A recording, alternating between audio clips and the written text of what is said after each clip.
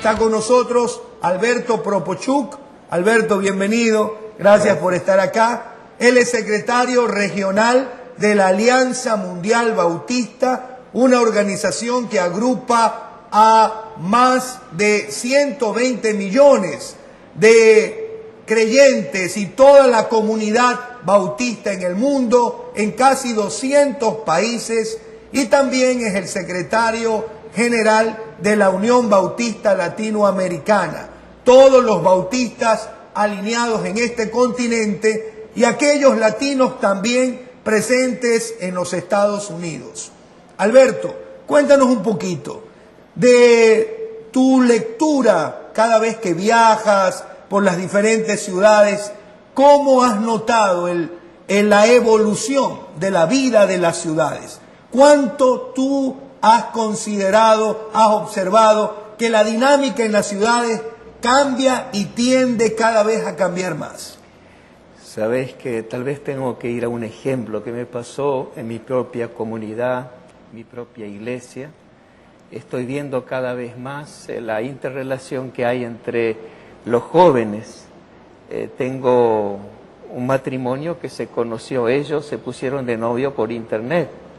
Él vivía en Estados Unidos, ella en la zona de La Plata, en Buenos Aires, y comenzaron a escribirse y yo pensé que eso no iba a funcionar. Y sin embargo, están viviendo en mi ciudad, es un hermoso matrimonio. Los dos están muy comprometidos con su fe y realmente me ha sorprendido porque hay nuevos canales. En una época se habló, por ejemplo, Billy Graham en un gran congreso que se hizo en Florida, en Estados Unidos. Él estaba hablando, todavía cuando tenía fuerzas, ¿no?, de la generación Y, los grandes cambios generacionales, pero ya se está hablando de la generación Z, y yo pensé, ¿qué va después de la Z que viene? Es decir, los cambios ahora, cómo se aceleraron en cuanto a la comunicación, la interrelación es completamente diferente. Con el Facebook, el Skype y otros, se va desarrollando una nueva manera de pensar, una nueva manera de comunicarse. Eso es lo que yo estoy desafíos, viendo. Alberto, presenta eso a las comunidades de fe? ¿Cómo deben entender las comunidades esta realidad? Yo creo que hay que cambiar de estrategia. Vivimos, cada época tiene su enfoque, su manera de ver, de pensar, de sentir. Y esta es una época completamente diferente a la que estuvimos acostumbrados hace 20, 30, y yo digo más todavía, hace 5 años atrás, porque los cambios son tan rápidos, tan absolutos también, porque a veces no encontramos un punto de conexión con nuestro pasado. Y la comunidad de fe tiene que adaptarse a los tiempos.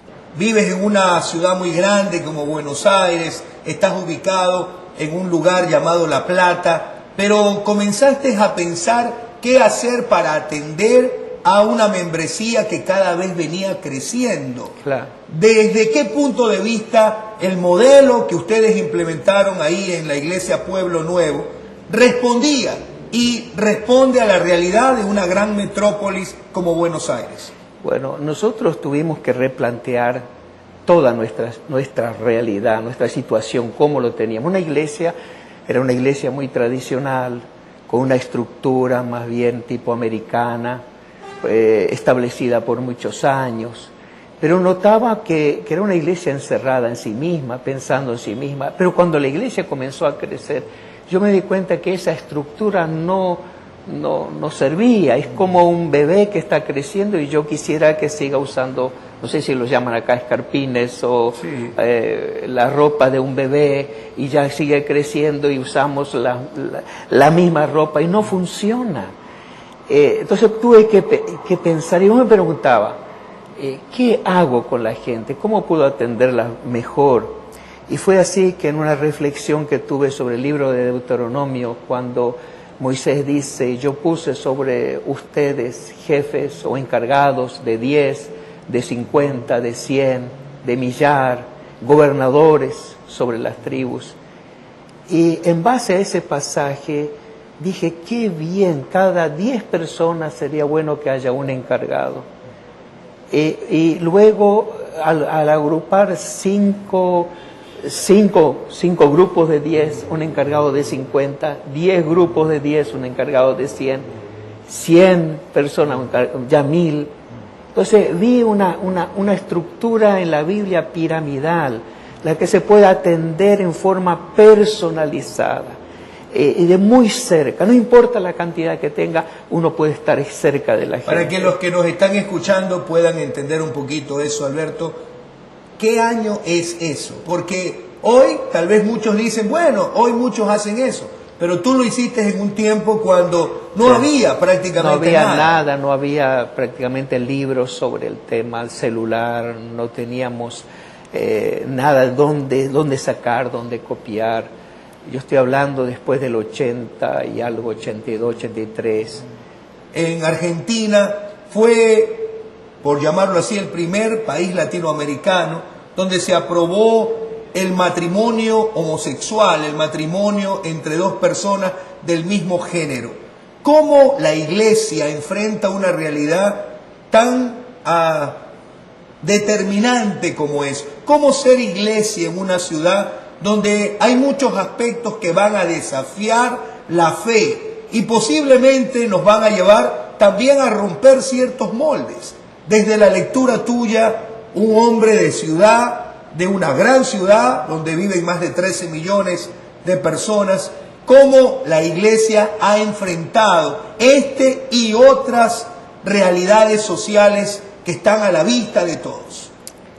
Bueno, en cuanto a la situación homosexual, podemos decir, de las lesbianas, y en una ciudad que es tan común, aunque eso existió a través de toda la historia, vemos varios modelos en el primer siglo también, pero hay una palabra que es muy fuerte que dice el apóstol Pablo, hablando, dice, esto erais algunos, y da una lista de personas que, bueno, eran ladrones,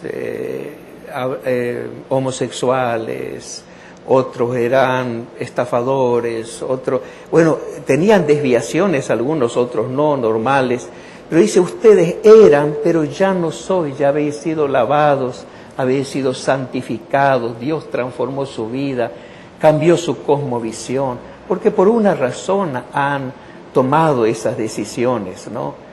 Yo personalmente no creo que uno, como algunos piensan, que uno nace lesbiana o nace homosexual, sino las circunstancias de la vida. Algunos fueron abusados de niños, maltratados, no encontraron el modelo en su padre, o encontrar el modelo en una mujer, o han anhelado ser como una mujer, han tenido sentimientos así.